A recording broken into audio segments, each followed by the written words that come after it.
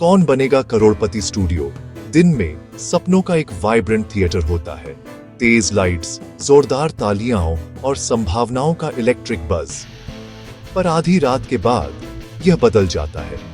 Stage खाली होता है, एक सिंगल मेंटेनेंस लाइट में नहाया हुआ, खाली कुर्सियों और खामोश स्क्रीनों की कतारों से घिरा हुआ। हवा ठंडी और शांत होती है। सर्वर्स से आती एक दूर की गुनगुनाहट और कभी-कभी सेटल होते स्टील की चरमराहट ही अकेली आवाजें होती हैं। इस गहरी शांति में स्टूडियो ऐसा लगता है जैसे अपनी सांस रोके हुए है, सुबह का इंतजार कर रहा है। फिर भी उन कुछ लोगों के लिए जो इन घंटों में काम करते हैं, चुप्पी कभी-कभी ऐसी लगती है जैसे उन्हें वापस देख रही है। जब सितारे सोते हैं, एक छोटी टीम वहीं रहती है। रात के एडिटर्स, टेक्नीशियंस और सिक्योरिटी, शो की अनसीन बैकबोन। अजय, एक युवा एडिटर, अपनी स्क्रीनों की चमक में काम करता है, ड्रामेटिक मोमेंट्स को जोड़ता है। सुरेश, एक अनुभवी गार्ड, खाली हॉलों में गश्त लगाता है, हर गूंज पर अलर्ट रहता है। उनकी कमराडरी नाइट शिफ्ट की लोनलीनेस के खिलाफ एक ढाल है। पर आज रात चुप्पी ज्यादा भारी लगती है। अजय को लगता है जैसे कोई उसे देख रहा है। सुरेश रुकता है, अनईजी होकर, क्योंकि बिल्डिंग की यूजुअल साउंड्स अजीब लगती है। वे इसे थकान समझकर डिसमिस कर देते हैं, पर यह एहसास बना रहता है। 2 से 30 बजे अजय का एडिटिंग बे अंधेरे में डूब जाता है, सिर्फ उसके मॉनिटर्स की चमक को छोड़कर। हर कोना सन्नाटे में डूबा है और कंप्यूटर स्क्रीन की नीली रोशनी उसके चेहरे पर अजीब सी परछाइयां बनाती है। बाहर की दुनिया से कटा हुआ वह अपनी एडिटिंग में खोया है, लेकिन आज रात कुछ अलग है। एक बेचैनी सी हवा में तैर रही है। ऊपर की लाइट एरेटिकली टिमटिमाती है, वाइल्ड शैडोज डालती है।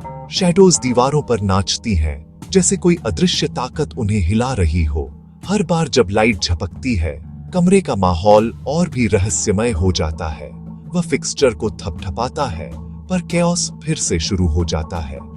लाइट्स की यह अनिश्चितता अजय को परेशान कर देती है। हर बार जब वह उम्मीद करता है कि सब ठीक हो जाएगा, लाइट्स और भी अनकंट्रोलेबल हो जाती हैं। मेन स्टेज पर सुरेश देखता है कि एक स्पॉटलाइट अचानक जल उठती है, फिर गायब हो जाती है। वह चौंक जाता है क्योंकि स्टेज पूरी तरह खाली है, कोई नहीं, सिर्फ रोशनी और साया। एक और फॉलो करती है, फिर एक और, एक रैंडम साइलेंट सीक्वेंस में स्पॉटलाइट्स एक के बाद एक जलती बुझती हैं, जैसे कोई अदृश्य कंडक्टर उन्हें निर्देश दे रहा हो। हर बार जब एक लाइट जलती है, सुरेश की धड़कन तेज हो जाती है। सुरेश अजय को रेडियो करता है, उसकी आवाज में टेंशन है। वह फुसफुसाते हुए पूछता है, क्या तुम्हारे यहाँ भी लाइट्स वियर्ड बिहेव कर रही हैं? दोनों को समझ नहीं आता कि यह सब अचानक क्यों हो रहा है। अजय की अपनी लाइट्स कंट्रोल से बाहर है। वह बटन दबाता है, स्विचेस बदलता है, लेकिन लाइट्स अपनी ही धुन में नाचती रहती है। ऐसा लगता है जैसे स्टूडियो ने अपनी मर्जी से जीना शुरू कर दिया हो। कुछ सरियल सेकंड्स के लिए स्टूडियो लाइट्स की एक मैड साइलेंट डिस्को से जिंदा हो उठता है। रंग बिरंगी लाइट्स बिना किसी आवाज के एक हिप्नोटिक पैटर्न में चमकती है। दोनों आदमी बस देख सकते हैं, मानो समय थम गया हो। फिर जितनी तेजी से यह शुरू हुआ था, लाइट्स बुझ जाती हैं, स्टूडियो को वापस अंधेरे में डुबो देती हैं। एक पल के लिए सब कुछ रुक जाता है, सिर्फ दिल की धड़कनें सुनाई देती हैं। दोनों आदमी हिल जाते हैं, रैशनल दुनिया हाथ से फिसलती हुई। वे समझ नहीं पाते कि यह सब असल में हुआ या किसी बुरे सपने का हिस्सा था। लेकिन एक बात साफ है, स्टूडियो अब पहले जैसा नहीं रहा। सुरेश हमेशा की तरह प्रोफेशनल कंट्रोल रूम की ओर भागता है, अलार्म्स या ट्रिप्ड ब्रेकर्स की उम्मीद में।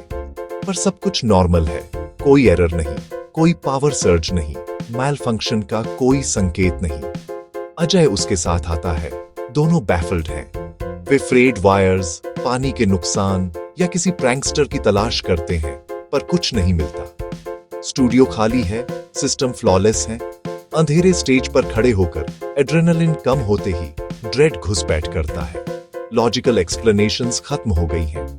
वे अकेले हैं और कुछ बहुत गलत है। जैसे ही वे पीछे हटने पर विचार करते हैं, एलईडी स्क्रीन के पास की शैडोज से एक नीची गटरल गुर्राहट गूंजती है। फ्लैशलाइट्स कांपते हुए वे उस जगह को खोजते हैं। कोई जानवर नहीं, कोई ट्रैक्स नहीं, सिर्फ अनडिस्टर्ब्ड धूल। गुर्राहट कहीं से भी आई थी। फिर यह फिर से सुनाई देती है और धीमी ऊपर लाइटिंग ग्रिड से स्टूडियो जिंदा महसूस होता है। हाइड एंड सीक का एक भयानक खेल खेल रहा है। सुरेश और अजय को एहसास होता है कि वे अकेले नहीं हैं। वे खुद को सिक्योरिटी ऑफिस में बंद कर लेते हैं, जैसे बाहर की दुनिया से खुद को अलग कर रहे हों। बाहर की अजीब आवाजें और रहस्यमयी घटनाएं अब भी उनके जहन में गूंज रही हैं। अंदर तक हिल चुके हैं। उनके चेहरे पर डर और उलझन साफ झलक रही है, जैसे किसी अनदेखी ताकत ने उन्हें छू लिया हो। अजय पूछता है, सुरेश जी, वो क्या था? उसकी आवाज में घबराहट है और उसकी आंखों में सवालों की झड़ी। सुरेश, जो आमतौर पर अनफ्लैपेबल होता है, आज असहज है। उसकी आंखों में भी डर की झलक है। मानता है कि उसने ऐसा कुछ कभी अनुभव नहीं किया। लाइट्स शायद एक्सप्लेनेबल हो, शायद कोई फ्यूज, कोई वायरिंग, लेकिन आज की रात कुछ अलग थी। पर गुर्राहट? कोई सोर्स नहीं, कोई लॉजिक नहीं। वो आवाज जैसे दीवारों के पार से आई हो या फिर किसी और दुनिया से।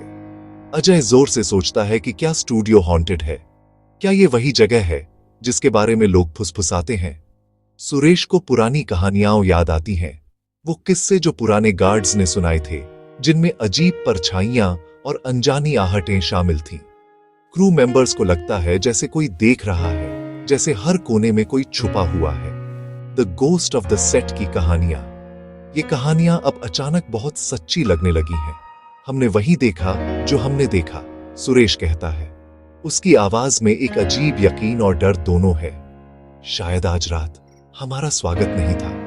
दोनों को लगता है जैसे किसी ने उन्हें बाहर निकालने की कोशिश की हो। वे अनईजी चुप्पी में बैठे रहते हैं, एक दूसरे की ओर देखते हुए, जैसे जवाब ढूंढ रहे हों। एक ऐसी जगह के आगंतुक जो अंधेरे के बाद किसी और की है। रात के सन्नाटे में हर आवाज डरावनी लगती है। डर असली है और रहस्य अनसुलझा है। शायद कुछ सवालों के जवाब कभी नहीं मिलते, और यही इस जगह की सबसे बड़ी सच्चाई है। सुबह शोर और रोशनी लाती है, जिससे रात का आतंक दूर लगता है। सुरेश और अजय लाइट्स के बारे में एक रिपोर्ट फाइल करते हैं। गुर्राहट को छोड़ देते हैं। वे इसे कैसे समझा सकते थे? इंजीनियर्स एग्जॉस्टिव टेस्ट्स चलाते हैं, पर कुछ भी गलत नहीं पाते। सिस्टम फ्लॉलेस है। घटना इम्पॉसिबल। ऑफिशियल कारण इनकंक्लूसिव है। घटना को एक टेक्निकल अनोमली के रूप में फाइल कर दिया जाता है।